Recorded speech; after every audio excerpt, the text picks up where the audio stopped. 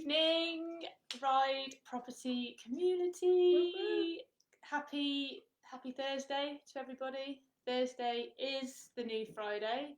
Don't even know if we're live yet. Actually, yes, we're live. Okay, cool. Yeah, happy Thursday. Thursday's the new Friday. We are almost at the weekend. Hope everyone's had a really good week. We have had a really busy week actually. We're moving house as well on. Well, Tuesday, we're starting to pack up on Monday, so Tuesday we're officially moving, and we've not really done anything we've not yet. packed anything. We as we said, we're going to pack up the day before because, you know, if you leave it till the last minute, then it'll take a minute, won't it? So. Yeah, and thankfully, I think after being in the military for over 30 years between us, we're kind of used to moving, and yeah, we just throw everything into bags and stuff, it'll be fine. Who's online? Hey, Gary's online, Steve's online. Hey guys, how you doing? Yeah, so it's been a busy week. Apart from the fact that we're preparing to move, we have also put in an offer on our 9th. It will be our 9th rent to rent HMO if it gets accepted. It's a 6-bed HMO. Previously students looking to offload. It's via an agent actually as well, so quite excited about that because the prospects of that particular relationship are quite exciting moving forward. So this is the first one that we're going to try and see between us and the agent if we can make win-win for everybody. So we're looking forward to that, and we've definitely taken a lot of lessons that we've learned over the last 8. This is going to be on our terms. It's going to be brilliant. Yeah, and we have definitely put those forward now. We're feeling really pumped about that. We also did a D2V with a portfolio landlord. She's got 6 properties looking to offload over the next 4, 5, 6 years. She's really open to things like lease options, which is good. Also kind of mentioned things like assisted sales, just anything really, all the tools in the toolbox to see if we can make it win-win. She's a pretty easygoing character. So yeah, so we're hopefully going to work together, and we'll see what happens with that. So yeah, so that's been busy, and actually we've got 3 viewings of 3 of their properties booked in, which are all in pretty good locations within Plymouth area that could potentially be really good for SA. So yeah, something exciting hopefully on the horizon. So, okay, down to business. So we talked about, so this is our mini series on scaling our rent-to-rent business and how we went about it, and then hopefully we can offer some tips for other people and add a little bit of value where we can. Last week we talked about power teams and key boxes. This week we are going to talk about, and I forgot what we were going to talk about last week when we did this. So this week we're going to talk about hiring staff and out of hours. So I'm now going to turn to my partner in crime before I say holla to Lydia, who is also online. Hello everybody. Yeah. So we sort of mentioned a couple of things last week, but I guess the overall theme that we wanted to put across, the thing that really helped us scale our business was understanding that the key to do that was to systemize. And so really, and we did talk about this last week, but systemization is not rocket science, but it does involve some effort and thought into how you do it, and the effort is mainly at the front end, but actually once you've done it you will unlock so many opportunities for your business, and that's how we've kind of found it. So we thought we'd talk about a couple more today, and the first one really that we wanted to talk about was hiring staff. It's probably worth saying we're not going to go massively into depth, because I think that in itself is a whole other kind of probably long post on that one, long video just purely on hiring a member of staff, but we would hopefully just cover the main points. Yeah, and we won't go into the tactical detail too much. We'll really talk about why we did it, and then Lucy will touch on sort of some of the how-to, but not in too much detail, as you said. So yeah, really, I think this is one of the most important. Is it a system? I guess it's a system. Yeah, it goes in. It kind of opens up systemization opportunities by having staff, because the key to growing is essentially making sure that you are not a one-man band, and really we identified quite early that there's only 2 of us. We both have full-time jobs, and therefore we can only be in one place at once each, so that's 2 places overall. If we're at work, we can't be anywhere else. When we're not at work, we can only be in one place each. And so as the portfolio grew, we realised actually there's more things to do than we can actually do between us here. It quickly, once we got to about number 4-ish, we sort of realised that actually the kind of workload almost rises exponentially, and we found that we quickly got to that point where there was more than we could deal with, a high demand than we could deal with. At that point, we already hired our VA, so we had experience of hiring a member of staff and really starting to appreciate the power of leverage and outsource. So, but like I said, at that point, as we got to kind of number 4 with full-time jobs, luckily, we don't have children to have to think about as well, because I know there's lots of people out there that do. But yeah, it was just really evident that there was no way in a million years we were going to be able to kind of progress things any further, and more importantly, think about other things as well. So we really just wanted to look at leveraging other people's time and skill sets, which would allow us to grow our business further, but also really kind of freeing that time up for ourselves, which would allow us to spend time not on tactical detail in the business, head down kind of operational stuff, but actually looking outwards at opportunities and again allowing our business to grow. So that's kind of why we did it. Yeah, so I guess that's kind of the why, which is probably just kind of quite obvious to a lot of people, maybe not everybody, but I guess then kind of moving into the tactical detail of how we hired that first member of staff, and a lot like what we'd already learned via hiring our VA. We went to a kind of recruitment agency. With our VA, we went through the Viva Club. I always get that wrong. Yeah. I always call it the Viva Lounge, the Viva Club, to hire our VA. So this time we went to a local recruitment agency in our area in Plymouth. So it was a national recruitment agency, but focusing on the add-on onto Plymouth. Right. Okay. Yeah. So it's a well-known. What she said. Well-known recruitment agency. I'm sure people will know who it is. So yes, we put our advert out, and the way that we saw it in the initial stages was kind of 8 to 10 hours a week is what we wanted to start off with, because like anything, you have to balance out what's coming in versus what you can afford to kind of leverage out or funnel out to kind of a number of staff. So we put the advert out there. Like anything, we were getting our replies back from the recruiters with lots of people. We did actually have quite a lot of replies, didn't we? What was it? In the end, we probably had 25 job applications of varying levels of experience. Really, we wanted to grow someone from grassroots, didn't we? There was a few people that applied with experience in property management, but we kind of just wanted to not mould someone, but almost allow someone to grow from bottom up with our business, from going from no experience to kind of coming in, understanding our values, and therefore kind of growing with us as the business grew. Yeah. So did we do 5 interviews? Something like that, yeah. And anyway, so we found the absolutely perfect candidate, or the perfect person for the job, which she's with us now, and she's been with us for the last 3 months now. And so the way we started it was very much on a retainer basis for 8 to 10 hours a week is the way that we kind of formatted it.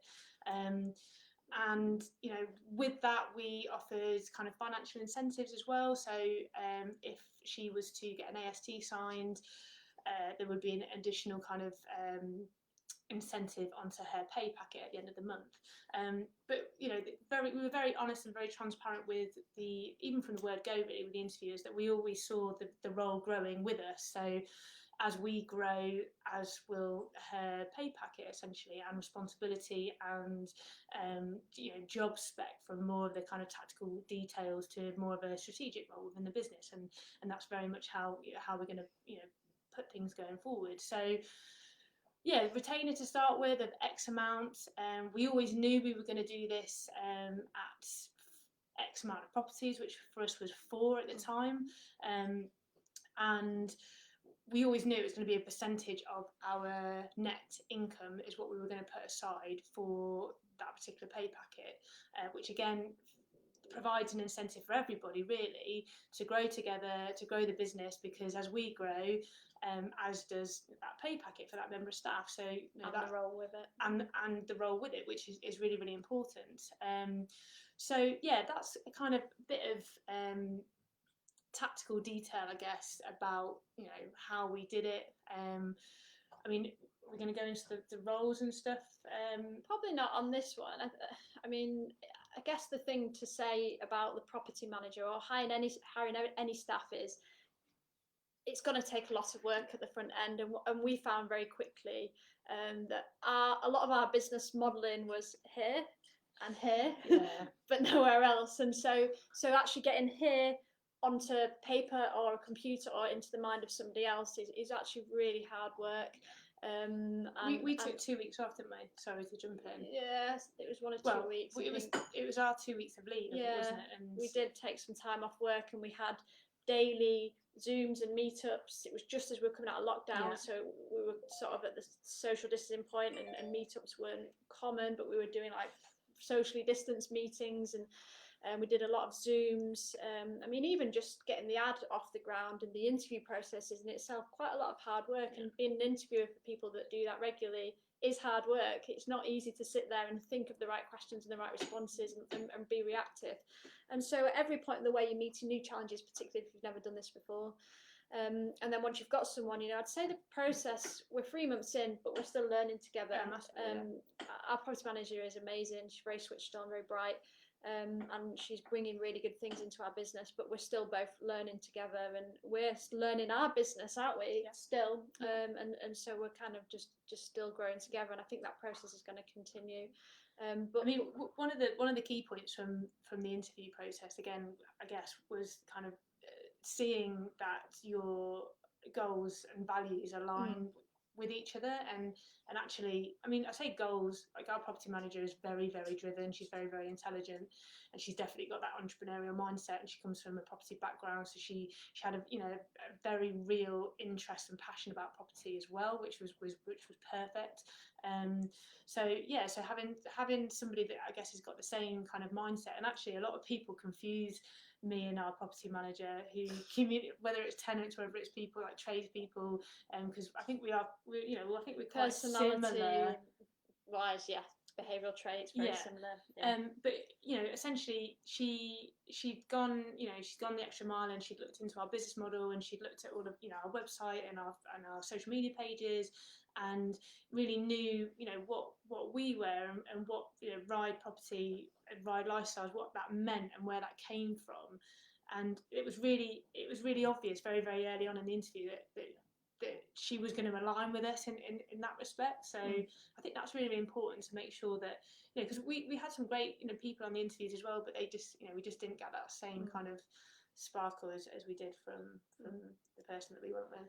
I guess like the thing that we thought when we were thinking of do we hire someone, we don't have time to hire someone. There's going to be so much work involved, there's going to be totally time consuming, we're running around with our heads on fire, when are we going to find the time? But I'm reading Grant Cardone's 10X book at the minute. I don't know if anyone's read it. It's brilliant. I've listened to the audiobook. It's great. I mean, it's way over the top, but it's brilliant. And he just talks all the time about massive action, taking massive action. If you want to be successful, you have to take 10x action compared to everybody else. And that's what success is based on. And it really kind of drives home this point to us with our property manager, that we knew we had to take massive action to be able to grow our business, because otherwise we would have stagnated at about the four or five property mark, because we just literally had nothing left to give to the business.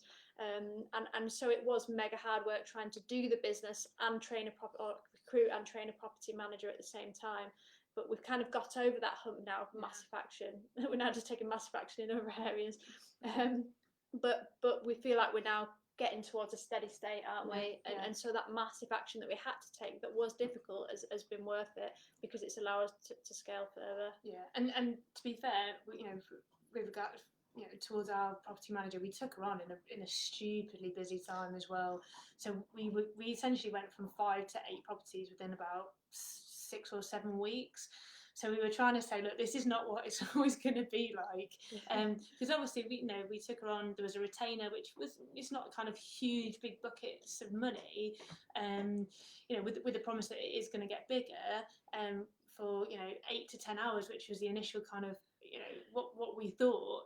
Well, I think we were doing 2 refurbs, and then we were like, oh, we've got 2 refurbs that we're going to be taking on next month, then a further one the month after. So you'll be taking on some of that, and it was all a bit kind of overwhelming for us, for everyone everybody involved, for everyone. As well as learning the business, learning about property and property management and HMOs and just everything. It was like we were just vomiting on a page to her, weren't we, constantly? This is our business, this is how we need it to kind of run, and this is how you can help us. And yeah, it was a bit of a crazy process, but that whole getting the rocket off the ground, we've done that now, and we're creating those systems to make it sustainable. And when we take on future staff down the line, we've got those processes in place as well, which is great. And I think something that we, and again, we're not going to go into massive detail on property management and the day-to-day stuff, but I think it was really important, and actually something that she's doing at the minute is writing all of those kind of desktop instructions, all of the kind of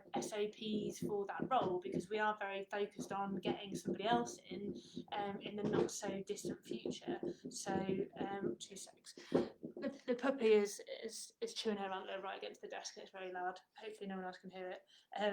It's putting me off my stride.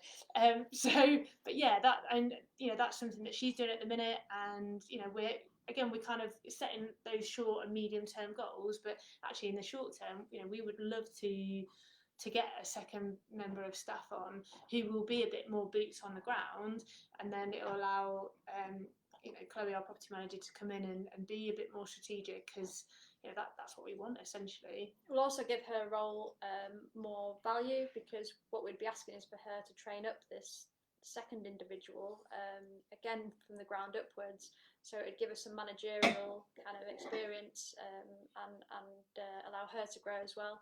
So yeah, I think it kind of win-win all round, really. Yeah, I think it's like anything. Like, I think just it's one of those scary things in the beginning, like anything. I think sometimes just even the thought process is more, it is the scariest part. It's like putting your trainers on to go for a run. It's the most difficult bit. But I think if you just jump in and just make the mistakes and get those problems, because what was the saying that you said last night? Or you quoting another bit of that book about if you've got loads of problems, then this stuff onto Lucy in a minute.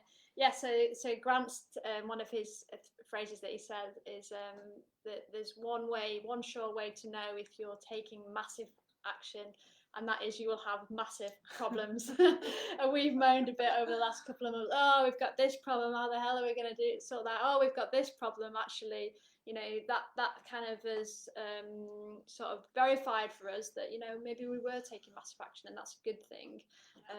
And because we've had some major problems, so embrace those problems, because it means you're probably taking some good level of action. Yeah, love that.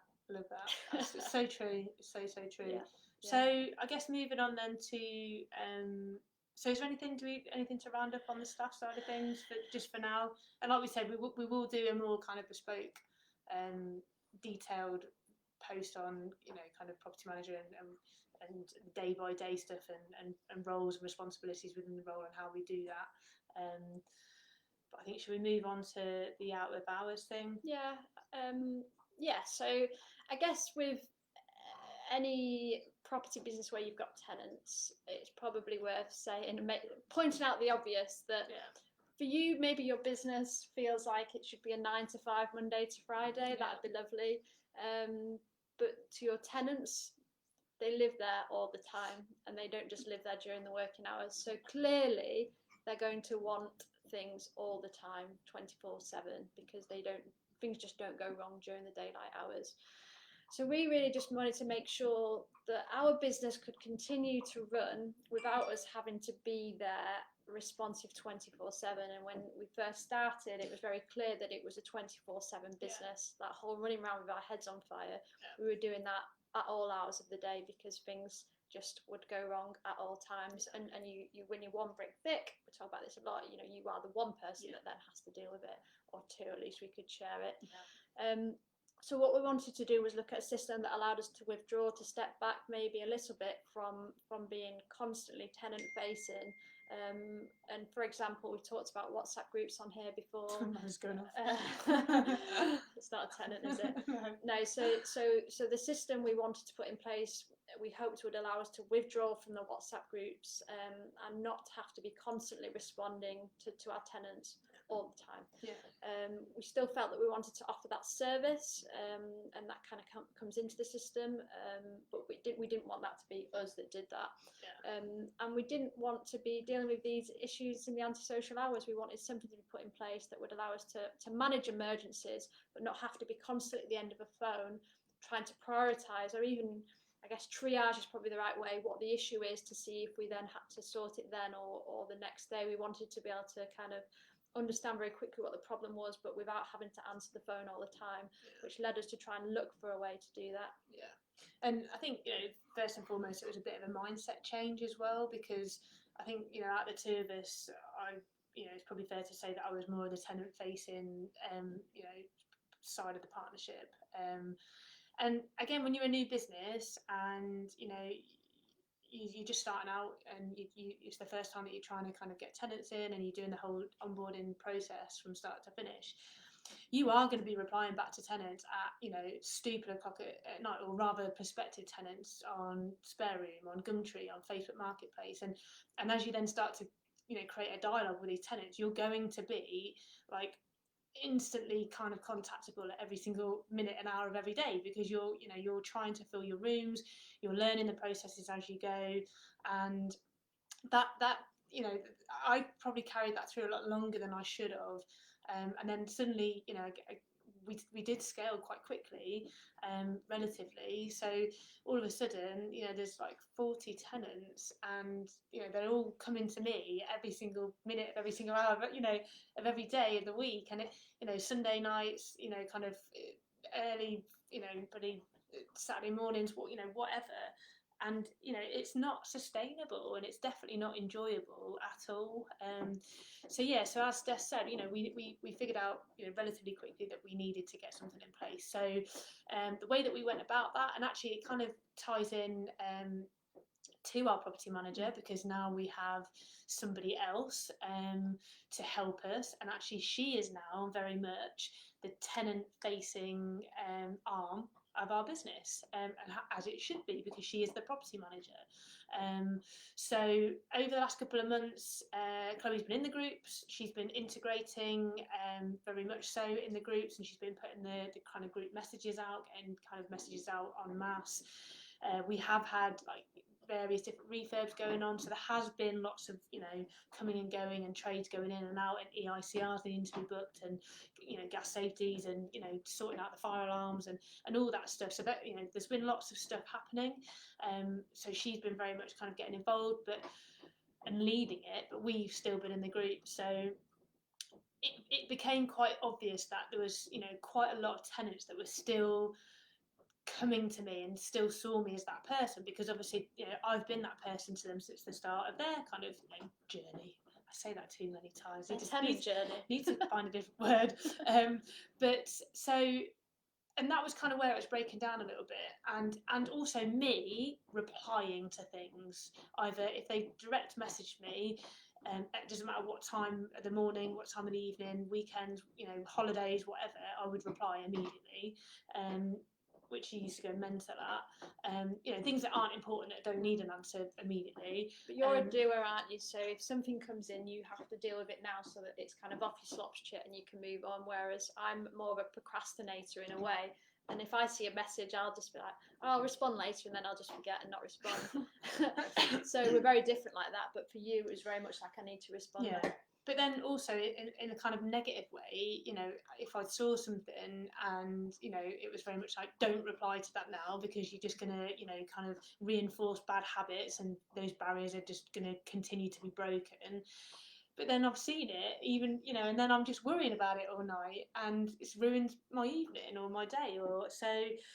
Yeah, so anyway, so the tactical details. But so yeah, we utilised our property manager very much so in this particular system, and now the way we've worked it is that Chloe very much runs those WhatsApp groups. Steph and I have now completely withdrawn, so we have left the building on all of those groups. I don't think anyone noticed that I withdrew, but no, they didn't.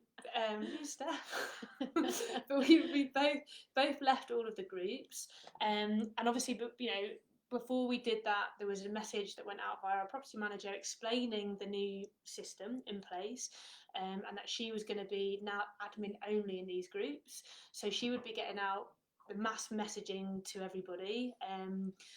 But it would only be a one-way transmission on those particular groups, because what we did find as well is, and people may have varying different opinions on this, but sometimes in the WhatsApp groups it could very quickly turn not toxic, but it problems almost self-propagated. So something that maybe wasn't a problem would get attention from other tenants and suddenly become a problem. So maybe a door that was squeaking suddenly became oh my god, and this isn't working, and another thing, this isn't working, and it's actually all minor things that people probably wouldn't have mentioned because they're that knick-knack and trivia like. But people fed off each other's gripes, moans, and drips. But all these problems in isolation need to be sorted out, whether it's whatever priority order it may be in. But the fact is, we didn't have a system in place for that to be reported properly, because it's that kind of instant gratification to just put something in a WhatsApp group, not really think about it, just fly it in there, and then that's kind of it.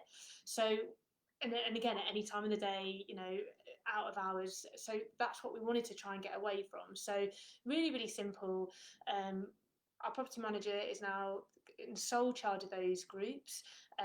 We have a web form. So we use Podio. We use the engine room property software within Podio, which we pay a subscription for. Was it £30 a month? Not even that. I think it's 20. Oh yeah, 29.99. Yeah. And we used to use GoTenant, but we just, for whatever reasons, we just didn't really feel like GoTenant met our needs, so we transferred over to Podio, and actually we really, really love it. And I think that was pretty much off the back of watching Laura's Podio stuff, Laura Muse, and how kind of you can just create different apps within apps, and how versatile it is as a system, and which is something that we really like the look of. So we've very much taken on that concept now. So yes, we use the engine room property software, where within that software you can create a whole maintenance app, which we have a web link. It feeds directly into our trades staff, and we just put the web link into the description part of our WhatsApp group. So even though it's only one-way transmission from the admin, so from our property manager to get information out, if there is a genuine maintenance issue, they have to either put in the web link, which is the preferred option for them to do that. We can then prioritise it accordingly, or they can message her directly, which is what they're encouraged to do. Either DM her directly or place a maintenance form in via the link, which is really, really easy to do. So we felt already that's massively just settled down everything, which is really, really good. And what else with regards to the groups? So in terms of out of hours, and again, that's another thing that within this big message it went out to all the groups detailing what we were going to do, was that our property manager works 9 until 5:30. That's the hours that she's available. So that's her working hours, Monday to Friday. So if there's an issue, the tenant gets hold of her either via DM on the WhatsApp or via the work phone number, so just normal call is fine, during the working hours. If it's outside of the working hours and it's an emergency, so that's obviously the bit that we still need to be able to react to, we have now set up we utilise an app which is just called Voicemail World, is it? I think the app is just called Voicemail. Yeah. I'll put it in the link afterwards. I'll go and find out which app it is. But it's again, it's really, really simple. And we just have a kind of call forwarding. Conditioning call forwarding on the system, which again is really, really easy to do once you download it. You put the number in to direct to whichever you want to direct it to. And then all it does is outside of the working hours, the work phone will be switched off, so it will go straight to that particular voicemail. It will take the message. It will then give us a transcript and an email of that particular phone call. So we'll get an email straight through to our work email, and we'll see exactly what the issue is. If it's an emergency and it needs to be dealt with there and then, we will action that. If it's just, God, what have we had? Someone's come in and eaten my curry, Where's my mango juice which I've had a phone call at midnight about before, genuine, serious phone call about somebody coming in and eating their curry. Then obviously his mum made it though, so it was like special. Yeah, special curry. That kind of message could then wait until the next morning. So that's the system, and that may be really, really simple. The most simplest system you've ever heard of, but the simplest are normally the best. So there's a couple of fail safes in there as well. So the app itself, you can actually listen to the message and you can read the message on there. So if you for whatever reason you couldn't pick up your phone, you can actually just click through and read it. It also gets forwarded to our combined business email as well, so both of us will be able to pick that up as well. So and in theory, you could even put a not call forward in an email divert onto your email address from this particular address. So if you wanted to go to somewhere else, like another member of staff to pick it up, if you did have an out of hours kind of rota, then that could happen as well. So there's many kind of fail safes you can put in to share the love with the out of hours kind of demand. And it's working really well. And actually the tenants are now we put that process in place, they are actually now starting to use the web form, which they didn't use before because obviously they had that instant access, but now they haven't in that sense. Then they're actually now starting to use that properly, and we're able to prioritise the jobs, and we can track it as well. We don't have to go back through messages and messages and messages. Someone said something about a kettle in one of the houses. Which one was it? Actually, it's all on Podio because it's completely ran through the web form into the app on Podio, so we can see what's been logged and what we need to kind of prioritise, which is a really good way of doing it. Right, we're half an hour. I think that's enough, isn't it? I think so, yeah. So just a bit of an overview, really, a bit of a snapshot. Two other ways in which we are able to scale the business. Two really, really important, I think, property managers is just about leveraging, outsourcing, and just pulling yourself one step back, one step at a time.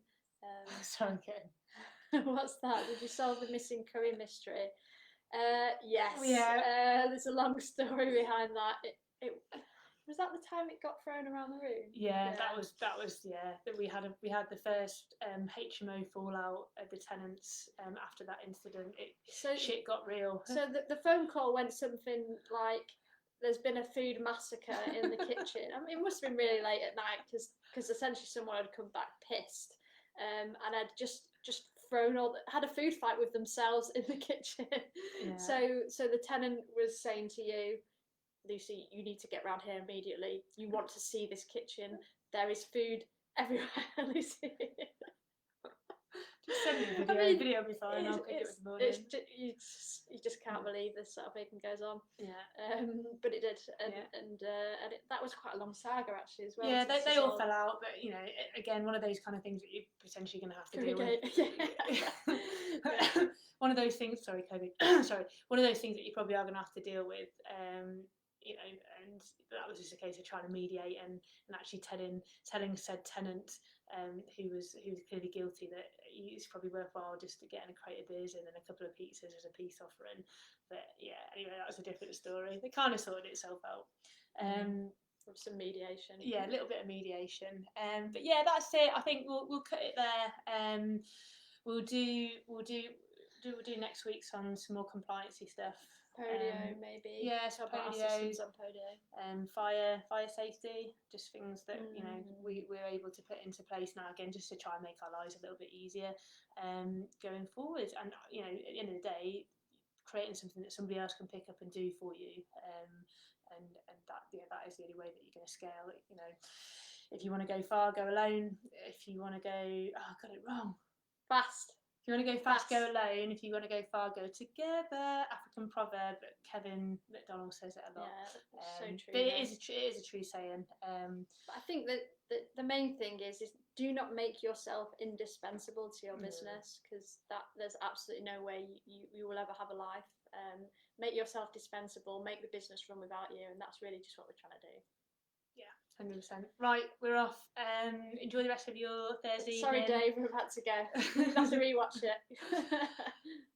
Oh, in fact, we're going to be seeing Dave on Saturday, and we're going to get the cakes in just for you to come and help us take some TVs down before we move. No curry. No curry. But yeah, have a lovely evening, everybody. Have a great Friday tomorrow and into the weekend if we don't speak to you or see any of you before. And remember, whatever you do, enjoy the ride. See you later. Good night.